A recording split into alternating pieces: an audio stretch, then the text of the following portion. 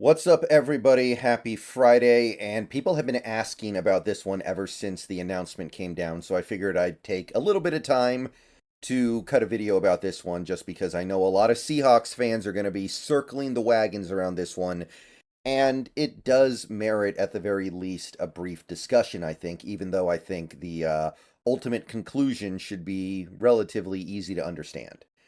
So we got this announcement yesterday, and I think we all kind of saw this coming. It was pretty obvious this was going to happen, but Frank Clark is done in Denver. One way or the other, he will not be a Bronco much longer. He will be traded or released in the coming couple of days here. He actually restructured his contract so a trade would be easier because he doesn't really want to be there either. And when this was announced, a lot of Seahawks fans are wondering, hey, should we bring Frank Clark back? He was a Seahawk for several years on his rookie deal, was good, developed well, and then we traded him to Kansas City when Kansas City had success, won a couple Super Bowls, played in a lot of playoff games, is actually one of the most prolific sack artists in NFL playoff history. Like, I think he's like 2 sacks away from the all-time record, something like that. And then he found himself a cap casualty this last offseason. He ended up in Denver eventually, and it has not worked.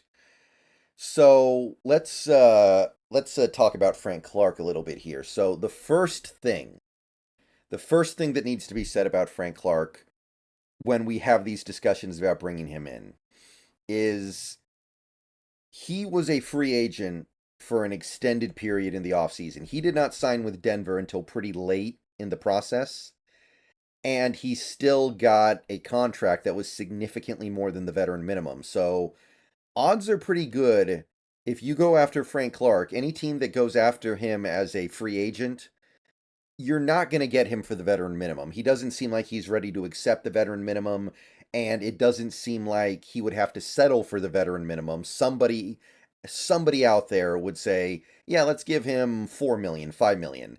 So there is going to be a little bit of money involved. Now, keep in mind that the most recent information we have about Frank Clark is that he could not get on the field for one of the worst defenses in the league.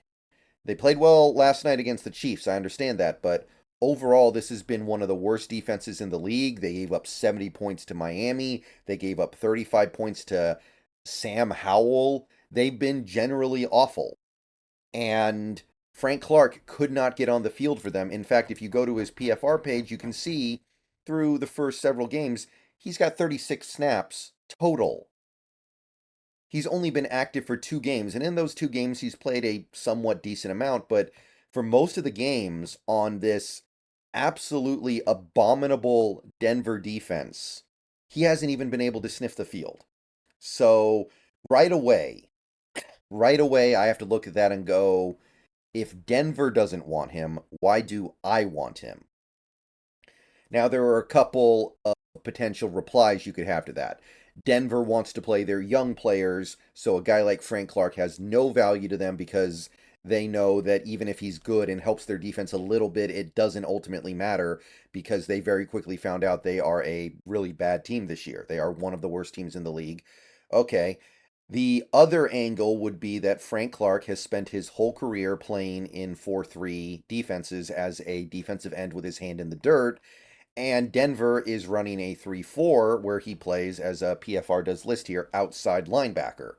So it's very possible he was struggling to make that transition from a guy who plays with his hand in the dirt and has a more defined role to somebody who is a little needs to be a little more versatile, needs to actually do some stuff in coverage every now and then, needs to play standing up in a 2 point stance and not a 3 point stance. Maybe that had something to do with it as well. Now, the Seahawks run a 3-4 defense theoretically, but realistically, it's like a weird 4-3 because we've got 2 down linemen and then you've got the 2 edge players, but the edge players play standing up. But it's basically a 4-3 or a 4-2, I guess, because a lot of the time we only have the 2 linebackers. But if the problem is Frank Clark is having a hard time playing standing up, could you bring in Frank Clark and then say, hey, you get to play with your hand in the dirt even though all the other edge players are playing standing up? Would that work? Could you slide him inside and have him play on the defensive line? Probably not. He is listed at 272, but that's probably just not enough weight. He's never done that before.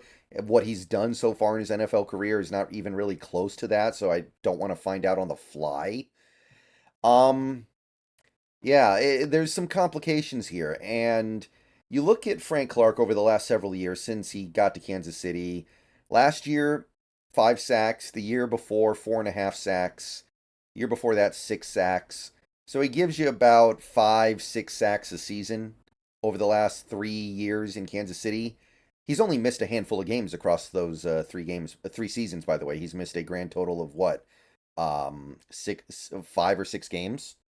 So he's getting opportunities, and he's really not producing that much more over a replacement level player. I've seen players have this many sacks in a game.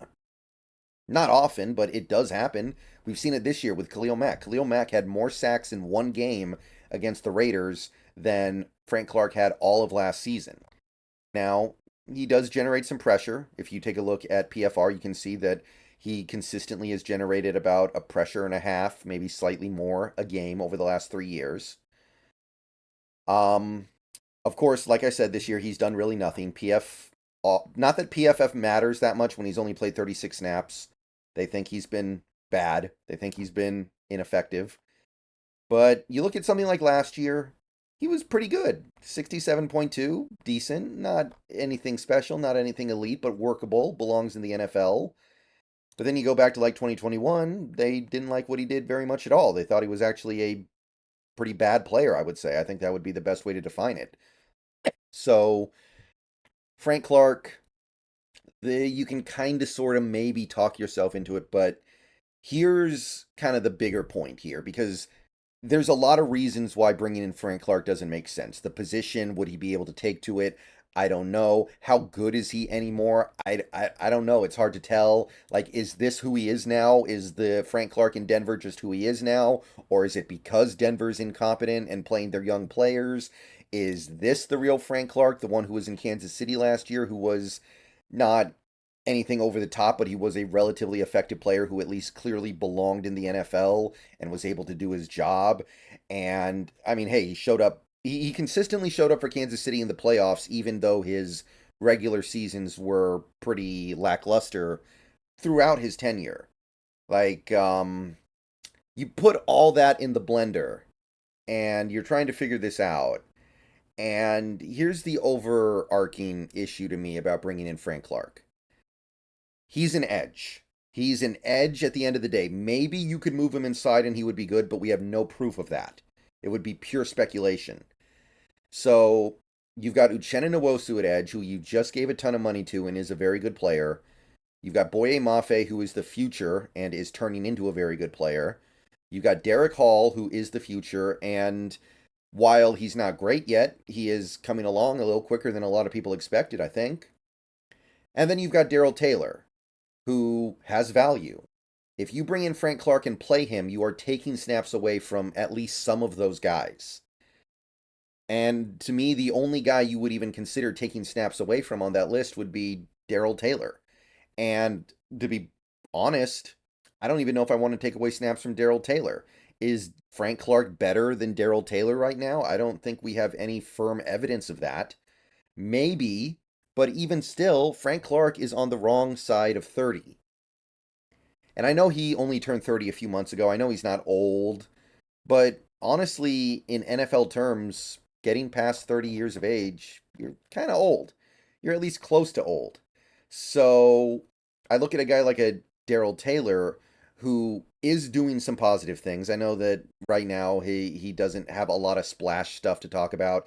He has big weaknesses in his game, but honestly, isn't it kind of the same weakness Frank Clark has always had? The knock on Clark was that he was not a very good run defender, and he typically has not been considered one in Kansas City either. So if you're going to say Darrell Taylor's bad against the run, then Frank Clark, I mean, I don't think you're getting a big improvement there. And at least Darrell Taylor's young. At least he's already here. At least he's got some familiarity with playing standing up. which Frank Clark has already kind of shown that might not be his thing. You put it all together, and bottom line is, even if he could do it, even if he still has something decent left, because there's no universe where Frank Clark is going to be some elite player if he comes back here, I don't want to take snaps away from these guys. I'm not looking to take snaps away from our edge players that are playing well so far this year, like Nwosu, like Hall, like Mafe, like Taylor.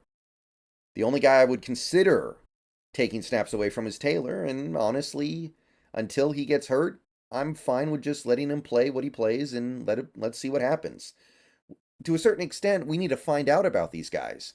Taylor's a guy we're going to have to make a decision on in the very near future here. The more we can see him, the better. So, I don't think Frank Clark makes any sense. I don't want him. I think if he came here, he would be just as unhappy as he is on Denver, because on Denver, he's not playing. And if he came to Seattle, I don't think he'd be playing. He'd be waiting for somebody to get hurt.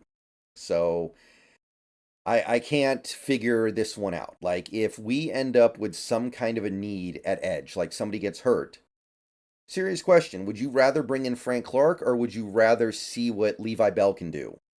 Wouldn't it be a little more exciting to see what Levi Bell can do? Find out if the young guy who flashed massively in the preseason gives you something good? Or maybe you bring up Tyreek Smith, who had a pretty good preseason as well. Those are the things that you want to do as a NFL team throughout the season when the opportunity presents itself. You don't always want to bring in a past his prime veteran who maybe you have some warm feelings towards because he used to be a Seahawk, but your nostalgia glasses are going to make you think he's better than he actually is.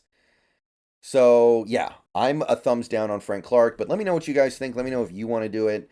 I'm just trying to save the money that we have left for a move of a player that we actually need.